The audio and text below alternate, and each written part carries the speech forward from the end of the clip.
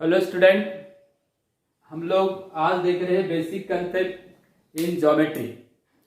इसके अंदर में मैंने आपको कुछ चीजें पहले भी बताया था, how to find the distance between the two points and how to find the distance of any line segment. उसके अंदर में कॉन्ग्रुएंसीज भी देखे थे। अगर the distance equal up to line segment then the two line segments are congruent. Okay, छोटी मोटी और बहुत सारी बातें उसके अंदर देखे थे इसके पहले वाले क्लास के अंदर। आज हम देखने वाले conditional statement and its converse.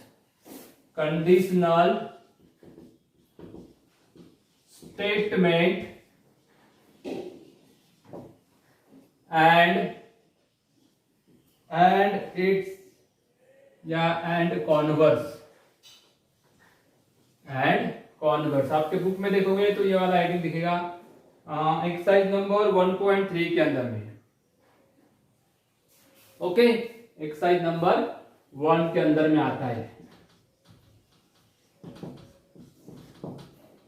1.3। Which type of statement, firstly define the statement. किसको स्टेटमेंट बोलूंगे, है ना। Sentence and statement main difference क्या है?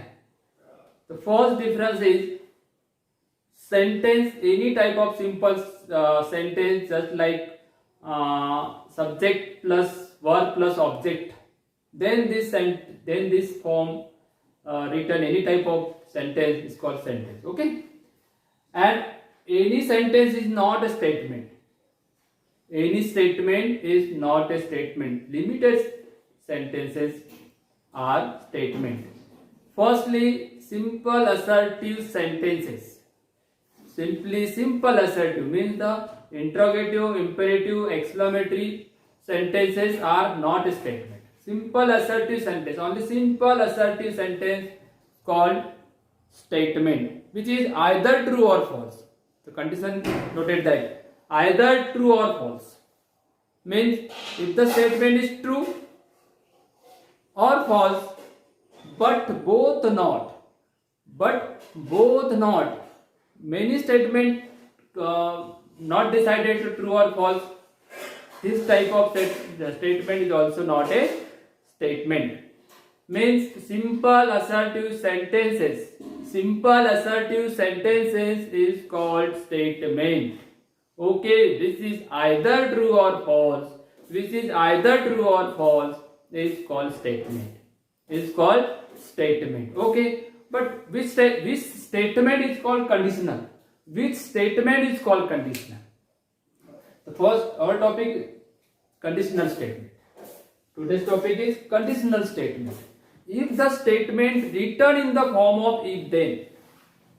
If a statement, two statement, just like consider that two statement capital A and B. Both are statement. Means this is the simple assertive sentences. Both are simple assertive sentences. Okay, neither means either true or false, but both not. These are two statement considered capital A and capital B. Two sentences are statement because decided is it true or false. Okay, this two statement is called statement, but this two statement written in the form of if then. If then में लिखा रहेगा means if A then B या if B then A. This type of pattern is the conditional statement. Conditional statement. Okay, अब किस में आ रहा है कि देख लेते हैं स्क्रीन पे। हाँ, both the patterns is called conditional statement. With the definition of conditional statement is any statement in the form if A then B is called is said conditional statement. Conditional statement. conditional statement. Here two statement A and B. Whose statement is first comes in the conditional statement? This statement is called antecedent. It is called antecedent. ये जो first में आ रहे हैं, it is antecedent. Antecedent. And this is the second is the consequent. Consequent. Okay. Antecedent and consequent. पहले आया तो antecedent, बाद में आया तो कॉन्सिक्वेंट. ओके. लॉजिकल स्टेटमेंट, कोई भी सिंपल असर्टिव सेंटेंस को हम लॉजिकल स्टेटमेंट बोलेंगे, मगर कंडीशन एक ही है, वो एक तो ट्रू होना या तो फॉल्स होना, बट बोथ नॉट. हमने बोले कि कोई भी स्टेटमेंट को बोलेंगे अगर इफ देन के फॉर्म में लिखा गया है तो वो कंडीशनल स्टेटमेंट माना जाएगा. Okay. It is clear that conditional statement meaning and definition. Okay, it is clear. Then now going on the next, converse. Next topic is the converse. Converse is very simple. Converse is very simple. Conditional statement, just like इधर देखो, this is the conditional statement. Conditional statement. Okay, ये conditional statement कैसा लिखता हूं देखो. If A then B, A and B are two statement, any type of geometrical, mathematical, historical, geographical, mathematical language, any type, कोई भी statement हो. Okay, A then B, its converse is if B capital B then A. मतलब A हुआ, A to B है तो B to A कर दो, तो that is the converse. Okay, this third exercise totally belongs on this topic. One more example for conditional statement का एक example लिखता हूं. If two lines intersect, then they are in a plane.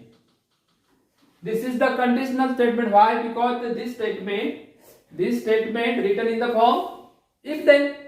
Two statements are written in the form if then this type of joint, this type of compound statement is called conditional statement. इस type के compound statement को जिसको if then से connect किया जाएगा उसको क्या बोलेंगे? Conditional statement. क्या बोलेंगे? Conditional. This is the conditional statement. Conditional statement, ये कंडीशनल स्टेटमेंट हो गया. ओके. हाँ, अब इसका कॉन्वर्स क्या आएगा? इसका कॉन्वर्स लिख देता हूं. इफ, इधर देखो वहां से शुरुआत करूंगी. If lines are in a plane, if two lines are in plane, two lines are in plane, are in a plane, then they are intersect. They are intersect. Okay बेटा, इंटरसेक्ट ईच अदर भी लिखे तो चलेगा, कोई problem नहीं. To lines are intersect, ये पहले आता था for antecedent, and they are a plane consequent. But in converse means just ulta, opposite, right? These two lines are in a plane, then they are intersect each other. ऐसे each other भी लिख सकते हैं, each other. Okay, so this is the पूरा का पूरा जो theory part बताया मैंने. This is the main part is the conditional and second is the converse. So third exercise belongs to this two types, conditional statement and okay. तो लिख लो, ये definition लिख लो, इसके ऊपर की हम अब क्या देखेंगे, एक्सरसाइज के प्रॉब्लम देखेंगे। चलो ठीक है, बहुत सिंपल है, आपको ऐसा दिया हुआ रहेगा, ऐसा लिखना है। दो स्टेटमेंट दिए हुए हैं, आपको इफ देन लगाना है। ओके, पहले इफ लिखो, पहले इफ लिखो, फिर यहां फर्स्ट स्टेटमेंट, ओके, देन लगाओ सेकंड स्टेटमेंट। कुछ मत करो, ज्यादा टेंशन नहीं, ग्रामेटिकली मिस्टेक भी चल जाएगी। ओके, फिर इसका ये कंडीशनल है, कंडीशनल स्टेटमेंट, और कॉन्वर्स क्या आएगा, इफ। अब वो पहले आएगा second statement, then first statement, उल्टा कर दो, कागज खत्म। तो इस तरीके से आपको कंडीशनल स्टेटमेंट और कॉन्वर्स करना है। इसको लिख लो, फिर इसके ऊपर मैं आपको नेक्स्ट पार्ट बताता हूं। ठीक है, चलो लिख लो।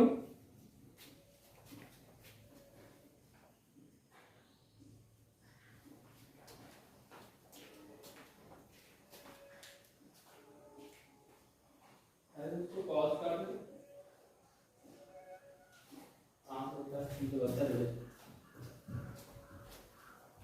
रुक जाओ।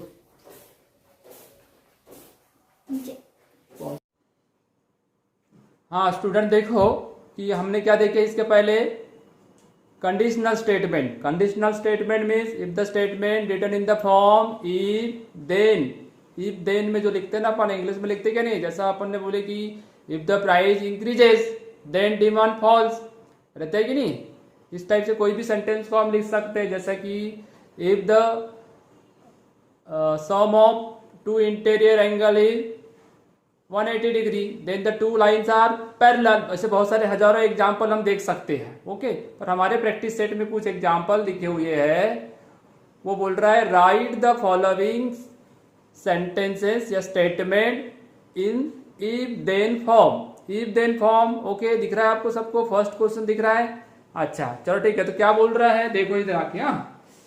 अब यहाँ क्या करेंगे, opposite angle of parallelogram are congruent. Opposite angle of parallelogram are congruent हो गया।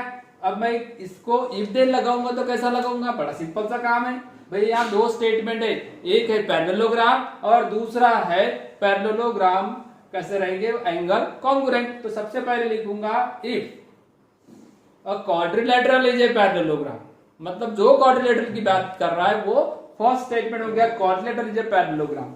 फिर then its opposite angles are congruent. कुछ भी नहीं किया मैंने, पहले बोला कि वो क्वाड्रिलेटरल है और उसके अपोजिट एंगल कॉन्ग्रुएंट है, तो उसको इफ देन में कैसे लूंगा, अगर वो क्वाड्रिलेटरल है तो उसके अपोजिट एंगल कॉन्ग्रुएंट रहेंगे। सिंपल, इफ देन का यूज हो गया ना। देखो opposite angle of parallelogram are congruent, किस किस की बात कर रहा है, काय का अपोजिट एंगल की बात कर रहा है। किसके अपोजिट एंगल, क्वाड्रिलेटरल है ना। तो हमको पहले बोलना पड़ेगा if a quadrilateral is a parallelogram. If a quadrilateral is a, अगर क्वाड्रिलेटरल पैरेललोग्राम है तो उसके अपोजिट एंगल कॉन्ग्रुएंट रहेंगे, then its opposite angle are congruent. It is clear.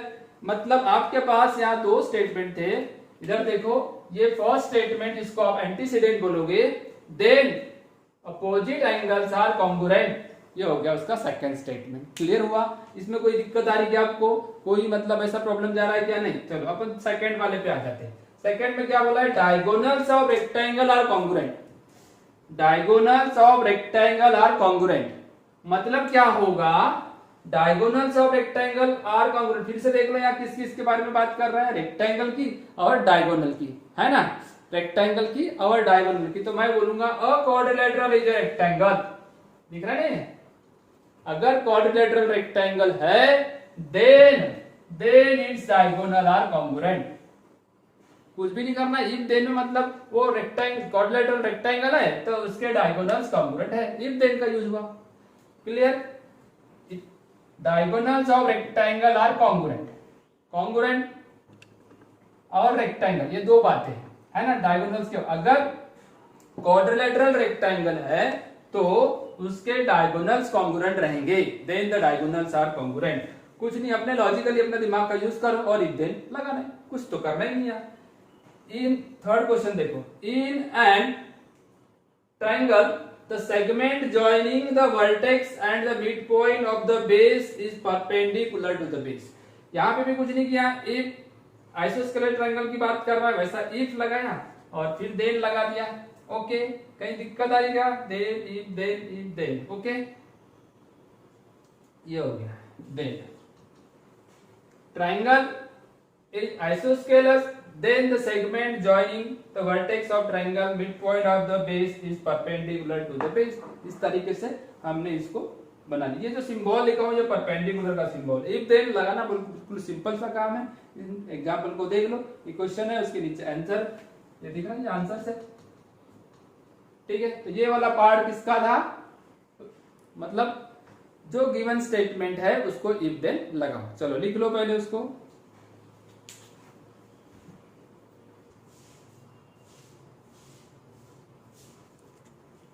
हाँ बेटा देखो, अभी इसके पहले मैंने क्या बताया, कॉन्वर्स कैसे लिखते। कॉन्वर्स लिखने का तरीका क्या बताया? If A then Q. तो कॉन्वर्स में क्या होगा? ए और बी इंटरचेंज जाएगी। मतलब देन के बाद जो लिखा है ना, देन के बाद जो लिखा है ना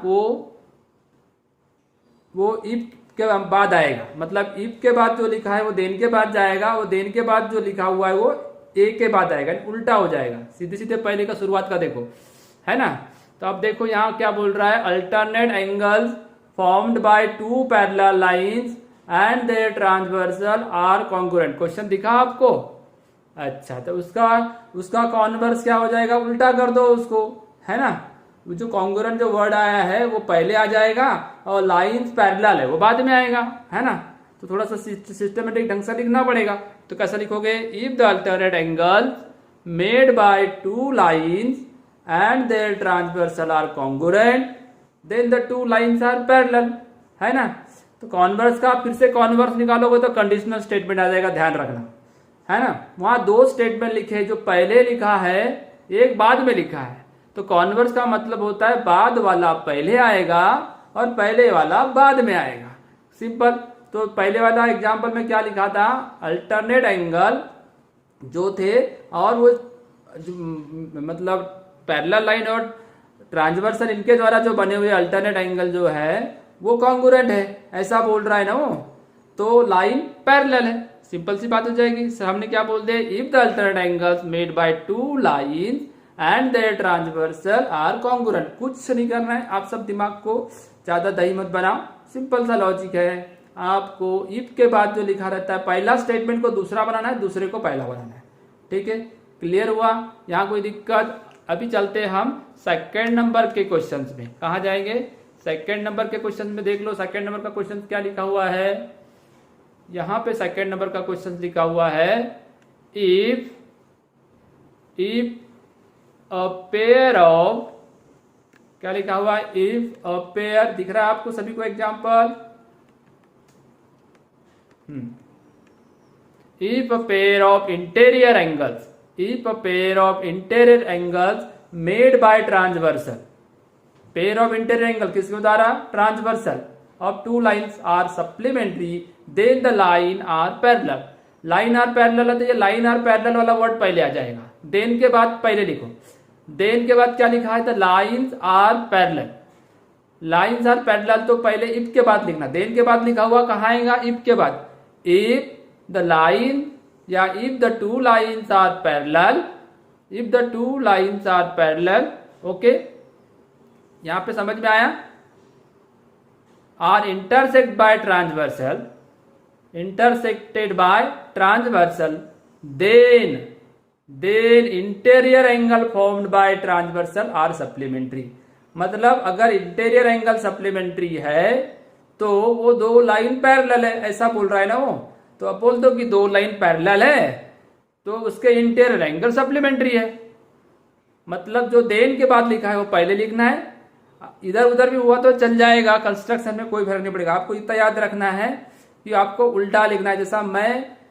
जैसा एक एग्जाम्पल, मैं मतलब बाहर निकला और गीला हो गया, है ना। मैं बाहर निकला और गीला हो गया, इसका कॉन्वर्स क्या? मैं गीला हो गया क्योंकि मैं बाहर निकला। सिंपल सी बात है, सिर्फ उल्टा लिखना है, कुछ करना नहीं है आपको, ज्यादा टेंशन वाली बात ही नहीं है। ठीक है ना बेटा, क्लियर हो गया? अभी हम चलेंगे नेक्स्ट क्वेश्चन नंबर 3 के ऊपर। 3 क्या लिखा हुआ है देखो, दिख रहा है आपको बोर्ड पे? The diagonals of rectangle are congruent. Diagonals of rectangle are congruent. Okay, तो diagonals of rectangle are congruent and diagonals congruent है और रेक्टेंगल है, तो अब यहाँ क्वाड्रिलेटरल की बात थोड़ी सी जोड़ना पड़ेगा। इफ द डायगोनल्स ऑफ, उल्टा कॉन्ग्रुएंट वाला शब्द पहले आएगा क्योंकि कॉन्ग्रुएंट आखिरी में लिखा था, है ना। The diagonals of quadrilateral are congruent, मतलब then that quadrilateral is a rectangle. यानी अगर डायगोनल कॉन्ग्रुएंट है तो वो रेक्टेंगल है। पहले लिखा था रेक्टेंगल है तो डायगोनल कॉन्ग्रुएंट है ना। रेक्टेंगल है तो डायगोनल कॉन्ग्रुएंट है, अब बोल रहा है डायगोनल कॉन्ग्रुएंट है तो वो रेक्टेंगल है। सिंपल सी बात है, छोटी छोटी सी बात है, आपको यहाँ पे क्लियरली समझ लेना है। चलो ठीक है, क्लियर हो गया, बात समझ में आ गई। तो चलो हम अभी इस एक्सरसाइज को कंप्लीट कर ली। इस तरीके से हम 1.3 भी कंप्लीट हो गया। ये फर्स्ट चैप्टर पूरी तरीके से कंप्लीट हो गया। इसके बाद में अपन प्रॉब्लम सेट देखेंगे। ठीक है बेटा, ओके बाय। अगर कुछ प्रॉब्लम है तो आप जरूर पूछिए, वही जो जिस नंबर पे मैं आपको लिंक भेजता हूँ वही नंबर पे आप मैसेज करें। ठीक है बेटा, ओके बाय।